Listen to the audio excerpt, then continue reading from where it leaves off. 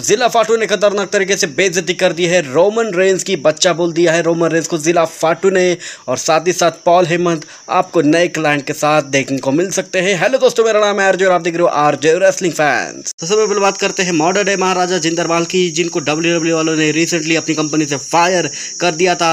लेकिन जिंदर महल अपनी जिंदगी बहुत ही अच्छी तरीके से गुजार रहे हैं। इंस्टाग्राम पर उन्होंने फोटो शेयर की है बॉलीवुड के सिंगर दिलजीत सिंह के साथ। उनका गाना सुनने पहुंचे थे जिंदर महल और बहुत ही जल्दी वो आपको डब्ल्यूडब्ल्यूई के बाहर किसी बड़े प्रमोशन के अंदर दिखाई देने वाले हैं।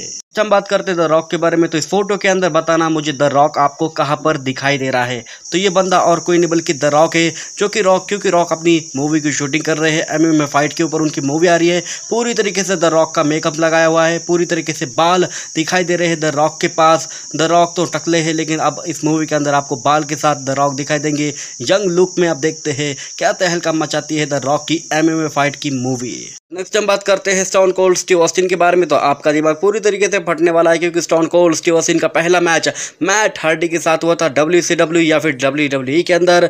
उसके बाद उनका लास्ट मैच हुआ था केविन ओवेंस के साथ 18 साल के बाद रेसलमेनिया 37 के अंदर, वो भी मेन इवेंट नाइट 1 में। तो दोस्तों मेरी तरफ से तो स्टोन कोल्ड स्टीव ऑस्टिन को 11 तोहफों की सलामी और 21 तोहफों की सलामी मैं देना चाहता हूं मैट हार्डी और जेफ हार्डी को, क्योंकि इनका दबदबा पूरे प्रोफेशनल रेसलिंग के अंदर रहा है।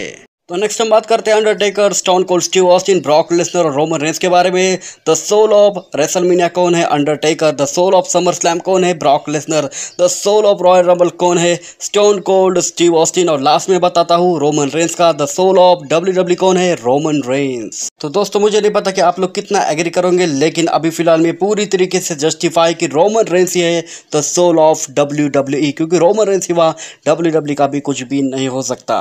नेक्स्ट हम बात करते हैं स्टिंग के बारे में। तो स्टिंग के सन ने भी रेसलिंग की ट्रेनिंग लेना शुरू कर दिया है। इनकी कुछ फोटो निकल के आ रही है, देखते हैं क्या ये स्टिंग जैसा काम कर पाते हैं। मुझे तो कहीं से लेकर कहीं तक भी नहीं लगता कि उनका सन उनके जैसे इतना बड़ा कामयाब हो सकता है। तो नेक्स्ट हम बात करते हैं शेन मैकमैन के बारे में। तो शेन मैकमैन ने क्या कुछ अचीवमेंट किया है WWE के अंदर, सब कुछ बताता हूँ। पहले तो उन्होंने हार्डकोर चैंपियनशिप जीती है, उसके बाद उन्होंने स्मैकडाउन टैग टीम चैंपियनशिप का तख्त हासिल किया है द मिज के साथ। उसके ठीक बाद उन्होंने यूरोपियन चैंपियनशिप का भी तख्त हासिल किया है और बेस्ट इन द वर्ल्ड की ट्रॉफी भी हासिल की है WWE के अंदर। नेक्स्ट हम बात करते हैं जिला फाटू के बारे में। तो जिला फाटू ने कतई बेइज्जती कर दी है रोमन रेंस की। वो बोलते हैं कि रोमन रेंस वो बंदा है जो कि बेंच पे खड़े होकर बोलता है कि मैं ही स्कूल का बॉस हूँ, मैं ही स्कूल का दादा हूँ। लेकिन रोमन रेंस कुछ भी नहीं है। हाँ, रोमन रेंस ऐसा ही आपको दिखाते कि रोमन रेंस ही WWE का दादा है, रोमन रेंस ही WWE का बॉस है। लेकिन जब मैं WWE को ज्वाइन करूंगा, ऐसा जिला फाटू बोलते हैं, तो मैं रोमन रेंस को हराऊंगा, तोड़ मोड़ के मरोड़ के रख दूंगा।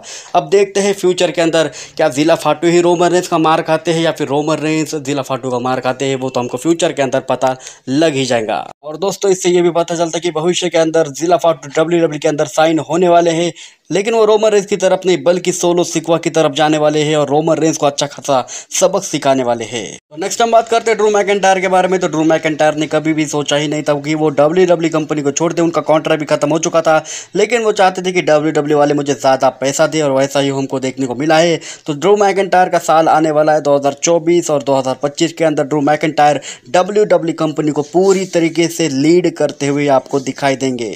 तो नेक्स्ट हम बात करते हैं ऑस्टिन थियरी के बारे में। तो ऑस्टिन थियरी ने एटीट्यूड एरा को कंपेयर कर दिया है करंट टाइम के एरा के साथ। वो बोलते हैं कि करंट टाइम का एरा एटीट्यूड एरा से भी बेटर है। वो उनका कहना यह है कि ट्रिपल एच के एरा के अंदर सब कुछ हमें करने को आता है, विंस मैकमैन के एरा के अंदर ऐसा नहीं था। अभी का एरा प्रॉफिटेबल है, पहले का एरा प्रॉफिटेबल नहीं था। मुझे कहीं से लेकर कहीं तक भी नहीं लग रहा कि ऑस्टिन थियरी कौन सा भांग खाकर ये चीज़ें बोल रहे हैं। अब देखते फ्यूचर के अंदर क्या उनकी स्टेटमेंट रियल साबित होती है या फिर नहीं। लेकिन प्रॉफिट के मामले में अभी का एरा एटीट्यूड एरा से बहुत ज़्यादा आगे निकल चुका है।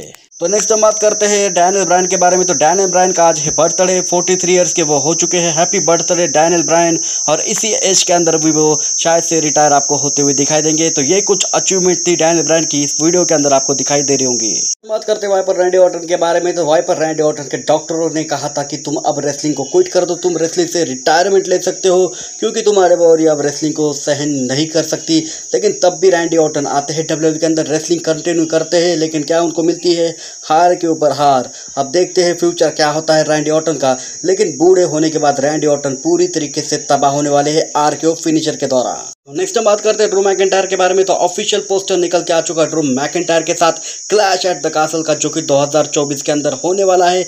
और इस मैच के अंदर इस पोस्टर के अंदर, इस इवेंट के अंदर हमको Damian Priest versus Drew McIntyre का मैच देखने को मिलने वाला है। और इस मैच के अंदर परफेक्ट तरीके से इज्जत के साथ ड्रू मैकिंटायर हरा देंगे डेमन ब्रीज को और वो फिर से वर्ल्ड हैवीवेट चैंपियन बन जाएंगे। तो नेक्स्ट टाइम फाइनल अपडेट जुड़े पॉल हेमन से। तो पॉल हेमन का एक नया क्लाइंट आने वाला है। तो तीन सुपरस्टार ऐसे हैं जिनके ऊपर पॉल हेमन पूरी तरीके से इन्वेस्ट हो चुके हैं। तो पहले है Damian Priest, world heavyweight championship Paul Heyman की वजह से ही डेमन ब्रीज के पास आ चुकी है, क्योंकि पॉल हेमन को पूरी की पूरी उम्मीद है कि डेमन ब्रीज ही WWE का फ्यूचर होने वाले हैं। तीसरे सुपरस्टार है ब्रॉन ब्रेकर, पूरी नजरें गड़ा चुके हैं ब्रॉन ब्रेकर के ऊपर पॉल हेमन। और जो कुछ भी ब्रॉन ब्रेकर तब भाई मचा रहे हैं मंडे नाइट रॉ के अंदर, पूरा का पूरा श्रेय पॉल हेमन को ही जाता है। और पॉल हेमन के नेक्स्ट गाय यानी कि नेक्स्ट क्लाइंट भी ब्रॉन ब्रेकर ही बन सकते हैं। तो नंबर 3 पर आती है फीमेल सुपरस्टार जिनका नाम है नाया जैक्स।